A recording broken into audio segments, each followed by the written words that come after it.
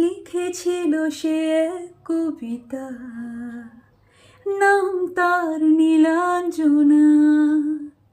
তার সেই প্রেমের ভাষা চিরদিনই ছিল অচেনা। লিখেছিল সে এক কবিতা, নাম তার নীলাঞ্জনা। তার সেই প্রেমের ভাষা চিরদিনই ছিল অচেনা। সে যে প্রদীপের শিখা ছিল, সে যে জীবনে এক আশা ছিল, সে যে পূর্ণিমার রাত ছিল, সে যে ভালোবাসার গান ছিল। সে ছিল বড়ই আনমনা।